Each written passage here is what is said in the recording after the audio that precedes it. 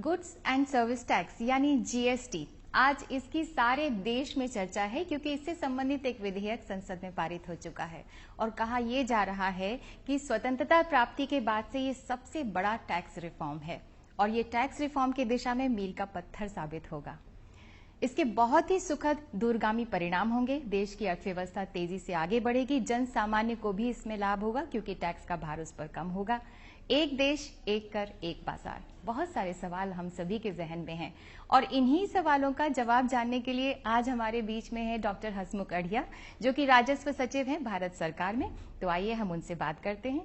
बहुत बहुत स्वागत है आपका डॉक्टर अढ़िया आज के इस कार्यक्रम में। सबसे पहले तो ये बताइए कि जीएसटी क्या है और ये कैसे काम करेगा। अभी तक जो देश में वस्तुओं के ऊपर, चीज़ों के ऊपर और जो सर्विसेज है, सेवाओं के ऊपर अलग अलग प्रकार के टैक्स लगे हुए थे, वो इतने ज़्यादा टैक्स हो गए हैं कि पता ही नहीं चल रहा है कि कौन सा टैक्स कहाँ पर लगा हुआ है। जैसे आज देश में स्टेट गवर्नमेंट में अगर देखें तो वैट है, वैल्यू एडेड टैक्स है। पुराने ज़माने में इसको सेल्स टैक्स कहते हैं, अब वैट गिना जाता है। उसके अलावा एंटरटेनमेंट टैक्स अलग है, लग्जरी टैक्स है और बहुत सारे भिन्न प्रकार के जैसे लोकल बॉडी टैक्स है, ऑक्ट्रॉय है, इस तरह के बहुत सारे अलग अलग टैक्स हैं। उसी तरह से केंद्र सरकार में भी हमारे यहाँ एक टैक्स है एक्साइज ड्यूटी, जो कि किसी माल जब प्रोड्यूस होता है और फैक्ट्री से बाहर निकलता है तब लगता है। उसके अलावा हमारे यहाँ है सर्विस टैक्स, जो कि सर्विसेज के ऊपर लगता है। फिर there is a countervailing duty, then there is an additional excise duty. There are different kinds of taxes on goods and services. तो ये सब टैक्सेस जो अलग अलग प्रकार से स्टेट और सेंटर लगाती है, उसको इकट्ठा करके एक ही टैक्स हर चीज और हर सेवा के ऊपर लगाने का ये प्रयत्न है जीएसटी के नाम पे। सो जीएसटी ये एक ऐसा सिंगल यूनिफॉर्म टैक्स है जो कि स्टेट और सेंटर एक साथ लगाएगी और जिसके अंदर बहुत सारे छोटे छोटे जो टैक्सेस है, जो मैंने आपको नाम दिया, वो सब टैक्सेस इसके अंदर मर्ज हो जाएंगे। कुछ टैक्सेस इसके बाहर रहेंगे जो स्पेसिफिकली हमने बताया है, जैसे कि इलेक्ट्रिसिटी ड्यूटी इसमें नहीं मर्ज होगा। उसी तरह से जो स्टैंप ड्यूटी, जो कि रजिस्ट्रेशन ऑफ प्रॉपर्टी के ऊपर होता है, वो इसमें नहीं शामिल होगा। लेकिन इसको छोड़ के बाकी सब टैक्सेस जो है इसमें मर्ज हो जाएंगे। ये बताइए कि सीजीएसटी और एसजीएसटी और आईजीएसटी, ये तीनों में क्या फर्क है और क्या एक आदमी को तीनों भरना पड़ेगा और इसके अलग अलग एक्ट्स क्यों हैं? सीजीएसटी नाम अलग है क्योंकि सेंट्रल गवर्नमेंट को वो पैसा जाएगा, इसीलिए उसको सीजीएसटी बोलते हैं। Central GST is called CGST. दूसरा है एसजीएसटी, उसका मतलब है स्टेट जीएसटी। टैक्स एक ही है, जीएसटी आपको एक ही भरना पड़ेगा, लेकिन वो एक टैक्स, जैसे कोई भी बिल आपका होता है, जैसे आप गए और आपने जूते खरीदे, तो जूते खरीदने के ऊपर जो भी मान लो उसके ऊपर 12% जीएसटी लग रहा है, तो आपको तो 12% ही भरना है, लेकिन उसका एक पोर्शन एसजीएसटी में जाएगा, एक पोर्शन सीजीएसटी में जाएगा। तो 6% can go to central government, 6% can go to state government, और आपने तो एक जीएसटी पे किया 12% का, लेकिन उसका विभाजन करने के लिए नाम अलग दिए हुए एसजीएसटी एंड सीजीएसटी। कस्टमर को उससे कोई लेना देना नहीं है, वो बिल की मामला है। बिल में लिखा हुआ आएगा कि टोटल टैक्स 12%, सीजीएसटी 6%, एसजीएसटी 6% और 12% आपका बिल बन जाएगा। जो आईजीएसटी है वो इंटर स्टेट जीएसटी है। जब कोई गुड्स की मूवमेंट एक स्टेट से दूसरे स्टेट में होगी तब जाके आपको एसजीएसटी सीजीएसटी नहीं भरना है, बट ये दोनों का कॉम्बिनेशन जितना है उतना आपको आईजीएसटी भरना है। तो जैसे एक स्टेट में से माल दूसरे स्टेट में गया तो वो आईजीएसटी भर के ही जा सकता है माल वो, and that IGST will be equivalent to CGST plus SGST. वो दोनों मिलके जो टैक्स बनेगा उतना ही आईजीएसटी होगा। वो नाम के वास्ते उसको अलग कहते हैं, वो अलग इसलिए कहते हैं आईजीएसटी उसको कि वो फाइनल टैक्स नहीं है। आईजीएसटी एक इंटरिम टैक्स है। आईजीएसटी का उपयोग जो आगे वाला व्यापारी है, जैसे एक व्यापारी ने गुजरात से माल महाराष्ट्र में भेजा, तो महाराष्ट्र में जो माल गया वो दूसरे व्यापारी ने खरीदा, तो उसके ऊपर उसने आईजीएसटी भर के, गुजरात में आईजीएसटी भर के फिर वो महाराष्ट्र को भेजा। अब महाराष्ट्र में अगर वो माल बेचा जाएगा तो उसके ऊपर वो व्यापारी को एसजीएसटी एंड सीजीएसटी दोनों भरना पड़ेगा। तो वो भरने के लिए जो आईजीएसटी उसने पे किया है गुजरात में, उसकी जो क्रेडिट मिलेगी वो उसको मिल जाएगी। उसकी जो भी टैक्स की लायबिलिटी महाराष्ट्र में होगी, उसमें से जो टैक्स वो भर चुके हैं आईजीएसटी के रूप में, वो उसमें से सेट ऑफ मिल जाएगा। विच मीन्स कि आईजीएसटी फाइनल टैक्स नहीं है, आईजीएसटी सिर्फ बीच का टैक्स है, जो कि अल्टीमेटली कंज्यूमर के ऊपर नहीं जाएगा, वो बीच की अरेंजमेंट है। फाइनली कंज्यूमर के ऊपर जब बिल बनेगा तो उसमें आईजीएसटी का नाम आएगा ही नहीं, उसमें तो वही लगेगा सीजीएसटी 6% या एसजीएसटी 6% या सीजीएसटी 9%, एसजीएसटी 9%, 18% या जो भी रेट डिसाइड करे सरकार। तो उस तरह से वो सीजीएसटी एसजीएसटी का डिवीजन है और आईजीएसटी तो इंटरिम टैक्स है।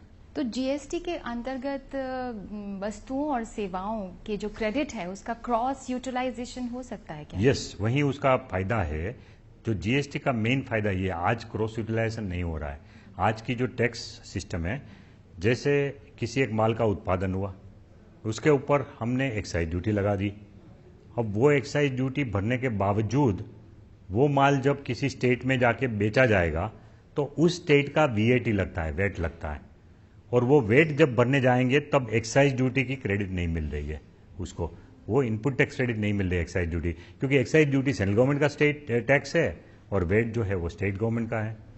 सो दोनों का जो क्रॉस यूटिलाइजेशन नहीं हो रहा है, उसी प्रॉब्लम को दूर करने के लिए जीएसटी नाम का एक सिंगल टैक्स बनाया जा रहा है कि अगर किसी एक ही माल के ऊपर आपने पहले वाले स्टेज में कोई भी टैक्स भरा है जीएसटी, तो उसके बाद दोबारा उसका जब रीसेल होगा तो उसके ऊपर उसकी इनपुट टैक्स क्रेडिट आपको मिलेगी और आपकी टोटल लायबिलिटी में घटावा होगा।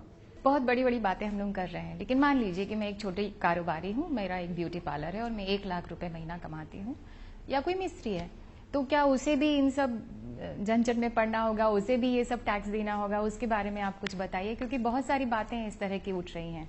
देखिए, ऐसा है कि जीएसटी की लायबिलिटी ट्रेडर के ऊपर आती है, जो फाइनल रिटेल में जो माल बेचता है या जो डिपार्टमेंटल स्टोर में लोग माल बेचते हैं, जो फाइनल कंजम्पशन स्टेज पे आएगा और उससे पहले वाले लोगों ने जो भरा है उसका इनपुट टैक्स क्रेडिट मिल जाएगा।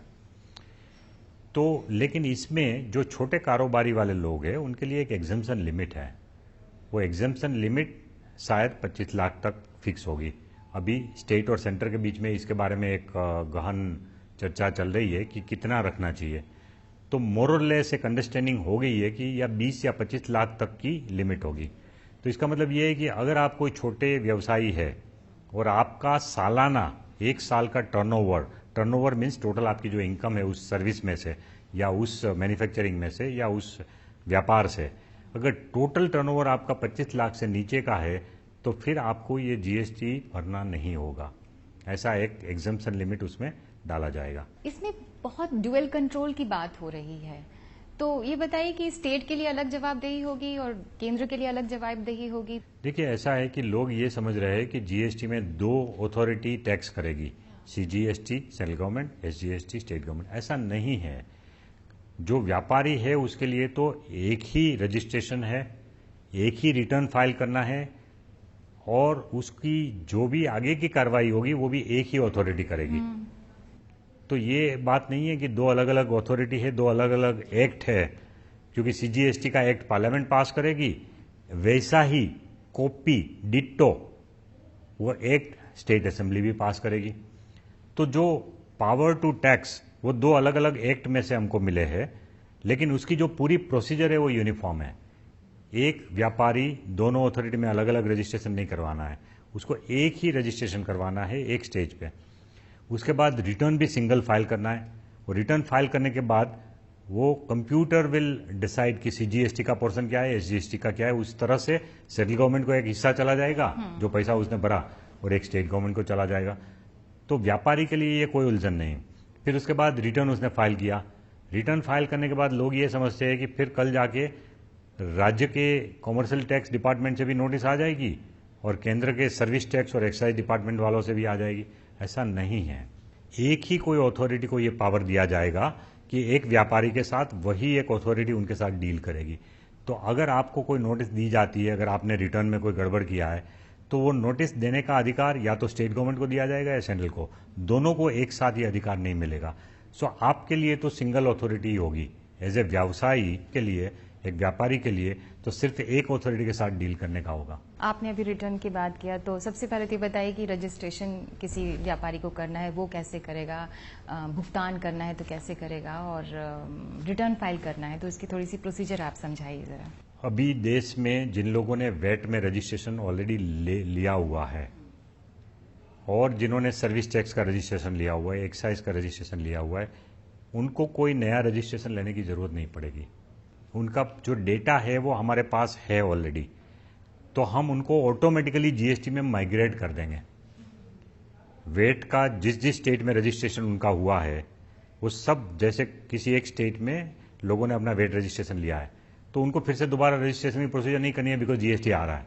उनका पूरा डेटा हमारे पास आ जाएगा कंप्यूटर में, जीएसटी में।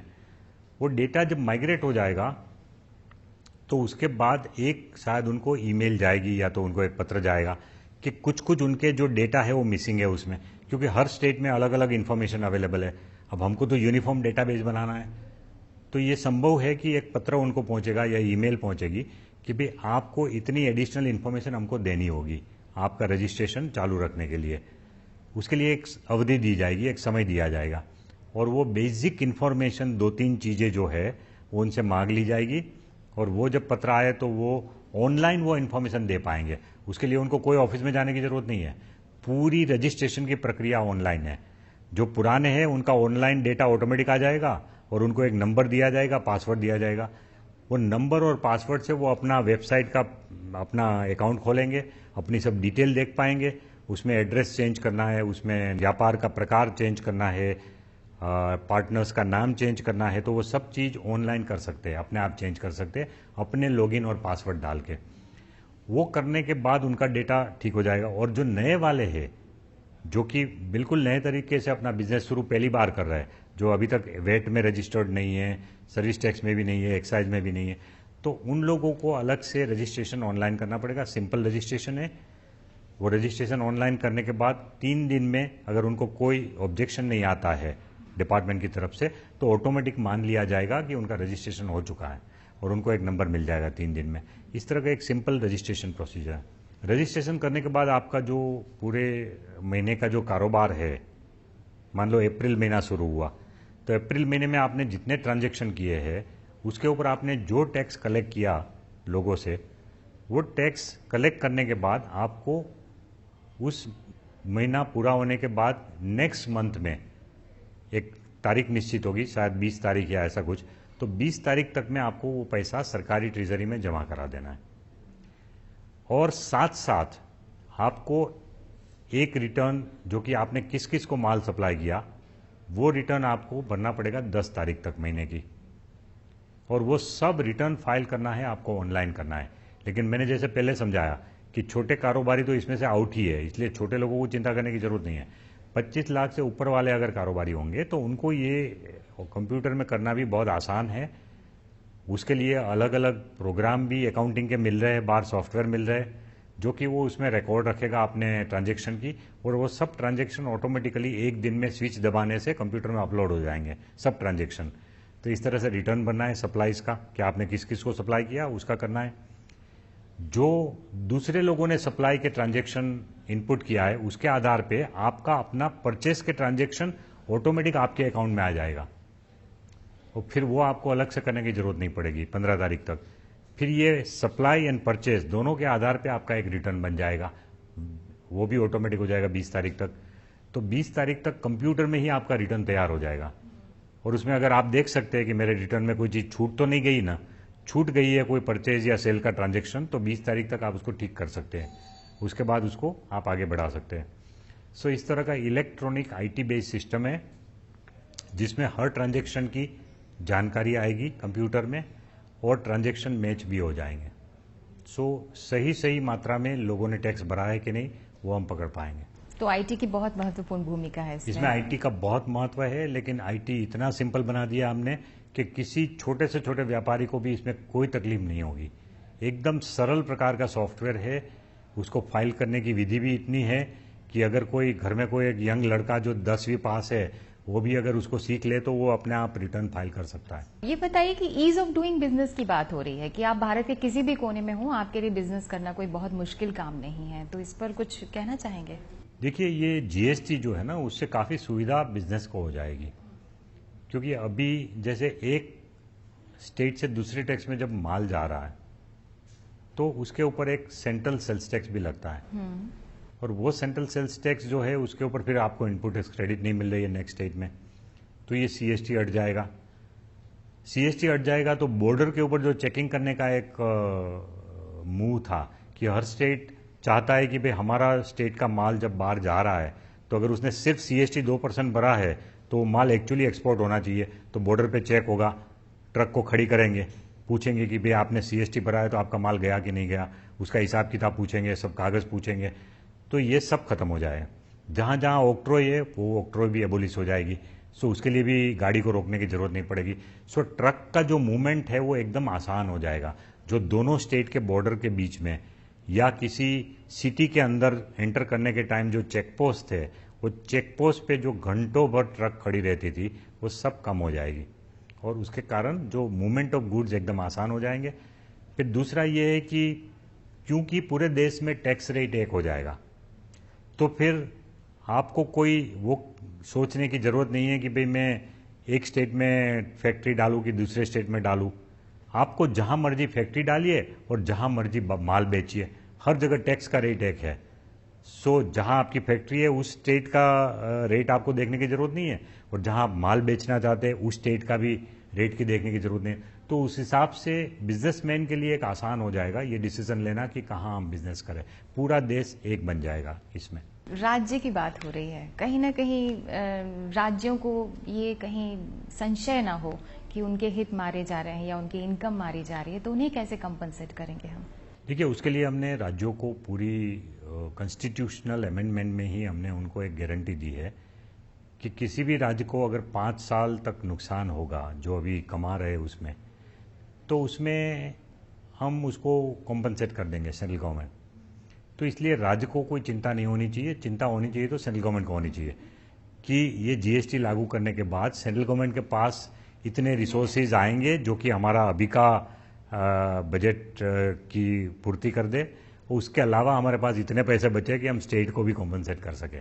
सो जो चिंता होनी चाहिए इस मामले में वो सेंट्रल गवर्नमेंट को होनी चाहिए, स्टेट को तो बिल्कुल निश्चिंत होकर इसमें आगे बढ़ना है। इसमें अलग अलग लोगों को किस तरह से फायदे होंगे? आपने कारोबारियों की बात की, राज्य को क्या फायदा होगा, केंद्र को क्या होगा, और सबसे बड़ी बात उपभोक्ता को क्या फायदा होगा? करों की कमी की बात हम सुन रहे हैं, तो इसके बारे में कुछ रोशनी डालेंगे? देखिए, मैंने जैसे बताया कि व्यापारियों को क्या फायदा होगा कि ईज ऑफ डूइंग बिजनेस हो जाएगा। सरकार को ये फायदा होगा कि जो टैक्स का इवेजन आज हो रहा है उसमें रोक लगेगी, तो ये उम्मीद की जा रही है कि इसमें कंप्लायंस बढ़िया होगा, इसलिए राज्यों की और केंद्र की आमदनी बढ़ेगी, सिर्फ टैक्स की चोरी को कम करने से, टैक्स को रेट बढ़ाने से नहीं। और कंज्यूमर को ये फायदा होगा कि जैसे आज है अलग अलग प्रकार के टैक्स है, और कुल मिला के तो एक चीज के ऊपर 32% तक चला जाता है टैक्स आज की तारीख में। तो जैसे अलग अलग टैक्स है, वेट है, एक्साइज ड्यूटी है, सर्विस टैक्स है, लग्जरी टैक्स, एंटरटेनमेंट टैक्स, ये सब मिला के टोटल जो इंसिडेंस ऑफ टैक्स है एक आइटम के ऊपर वो 30% तक भी है कुछ कुछ कॉमोडिटी में। तो जब जीएसटी आएगा तो ये अलग अलग टैक्स खत्म हो जाएंगे, और ऑन द होल हम ये उम्मीद करते हैं कि ज्यादातर आइटम के ऊपर टैक्स का जो बर्डन है वो कम होगा। टैक्स कलेक्शन और टैक्स एडमिनिस्ट्रेशन में दक्षता आएगी, ऐसी बात सुनने में आ रही है, तो भारत सरकार इसे कैसे एडमिनिस्टर करेगी? एक तो ये पूरा सिस्टम है आदमियों के ऊपर निर्भर करने के बदले में टेक्नोलॉजी के ऊपर डिपेंड करेगा, सो उससे डेफिनेटली सिस्टम में एक एफिशिएंसी आएगी। दूसरा कि एडमिनिस्ट्रेशन में जो ऑफिसर्स इन्वॉल्व है उनकी भी अच्छी तरह से ट्रेनिंग की जा रही है, ताकि ऐसा नहीं हो कि भाई लोगों को कोई गलत प्रकार की हैरेसमेंट हो। इसके सब नियम कानून सब अलग होंगे, तो हम स्टाफ की भी ट्रेनिंग कर रहे हैं और लोगों को समझाने के भी मॉड्यूल हमने बनाए हैं कि लोगों को प्रशासित करने के लिए भी कुछ ट्रेनिंग मॉड्यूल हम बनाएंगे, यूट्यूब में डालेंगे, सोशल मीडिया में डालेंगे, छोटे छोटे क्लिप्स डालेंगे, और जहां जहां संभव होगा हमारे ऑफिसर्स हर सिटी में टाउन हॉल में मीटिंग करेंगे, व्यापारियों को समझाएंगे। इसके लिए भी हमने एक व्यापक अभियान का भी एक प्रबंध इसमें किया है, जो कि दिसंबर के बाद बहुत जोर जोर से शुरू होगा, लोगों को समझाने का जो प्रबंध है। तो दिसंबर से लेके मार्च तक में हम पूरी जगह फैल जाएंगे और लोगों को समझाएंगे कि ये जीएसटी क्या है, आपको कैसे कंप्लाई करना है। आयात जो राज्य से राज्य में होगा उसमें किस तरह से कर लगाया जाएगा? अभी जब कोई माल विदेश से आता है देश के अंदर, तो उसके ऊपर कस्टम ड्यूटी तो जैसे लग रहा था वैसे ही लगेगा। कस्टम ड्यूटी जीएसटी में शामिल नहीं हो रहा है, कस्टम ड्यूटी अलग है। बट कस्टम ड्यूटी के अलावा वहाँ हम लोग एक छोटा सा पोर्शन लगा रहे थे सीवीडी, जो एक्साइज ड्यूटी के बदले में लगाते हैं। जैसे मैं जूते अगर बाहर से लाता हूँ, इंपोर्ट करता हूँ, और जूते के ऊपर अगर देश में एक्साइज ड्यूटी 12% है, तो जो विदेश से माल आता है उसके ऊपर काउंटर वेलिंग ड्यूटी 12% की लगेगी, which is to compensate for the excise duty. और स्टेट के जो टैक्स है वो अलग है यहाँ, लेकिन वो इंपोर्ट के ऊपर नहीं लग रहे थे अभी तक। कुछ केस में हम एक एसएडी के नाम पे, स्पेशल एडिशनल ड्यूटी के नाम पे, स्टेट टैक्सेस के बदले में 4% ले रहे थे कुछ केस में, लेकिन पूरी तरह से स्टेट का वेट जो है वो इंपोर्ट के ऊपर नहीं लग रहा था। अब जब कोई माल आयात होगा तो उसके ऊपर आईजीएसटी लग जाएगा, जो भी आईजीएसटी का रेट होगा उस आइटम का। सो आईजीएसटी का रेट भी आइटम वाइज अलग अलग होगा। कोई आइटम पे 18% होगा, कोई पे 12% हो सकता है, कोई पे 24%, या जो भी उसका रेट है, जो रेट डिसाइड होगा वो जीएसटी काउंसिल जो डिसाइड करेगी, तो वो रेट के हिसाब से आईजीएसटी लग जाएगा। और वो आईजीएसटी लगने के बाद, वो इंपोर्ट होने के बाद, वो जब भी देश में बेचा जाएगा तो उसके ऊपर जो सीजीएसटी और एसजीएसटी की लायबिलिटी आएगी, उसमें से जो विदेश से माल आया तब आईजीएसटी जो लिया उसका इनपुट टैक्स क्रेडिट मिल जाएगा। तो एक तरह से एक सिंगल चेन बन जाएगी और उसमें डबल टैक्सेशन नहीं होगा इंपोर्ट के ऊपर। सो उस तरह से इसमें एक सुविधा हो जाएगी। आगे का क्या रोड मैप है, क्योंकि एक बहुत आशाओं के साथ, उम्मीदों के साथ हम इसकी ओर देख रहे हैं। ये तो सही बात है कि कहा जा रहा है कि भारतीय अर्थव्यवस्था तेजी से आगे बढ़ेगी, लेकिन अगर रोड मैप के बारे में कहें तो आप क्या कहना चाहेंगे? हम जानते हैं कि कौन कौन से एरिया में हमको काम करना होगा, उसका एक पूरा एक्शन प्लान बना हुआ है, और वो एक्शन प्लान के हिसाब से सब कुछ अभी तक तो ठीक ही चल रहा है। हमने अपने एक्शन प्लान में 30 दिन का टाइम रखा था स्टेट को रेटिफाई करने के लिए, कि भाई लोकसभा ने 8 अगस्त को पास किया, तो 8 सितंबर तक हमको कम से कम 16 स्टेट का मिल जाना चाहिए रेटिफिकेशन। और उसमें ऑलरेडी 15 स्टेट का आ गया है, एक और स्टेट का 2 सितंबर को हो जाएगा। तो उसमें हम लोग 5 दिन जल्दी चल रहे हैं, 6 दिन जल्दी चल रहे हैं। सो अभी तक तो टाइम टेबल ठीक चल रहा है। हमको जीएसटी काउंसिल की रचना करना है, उसके लिए 1 हफ्ता रखा है, वो हो जाएगा। उसके बाद जीएसटी काउंसिल में जो डिस्कशन करना है उसके लिए हमने 2 महीना रखा है।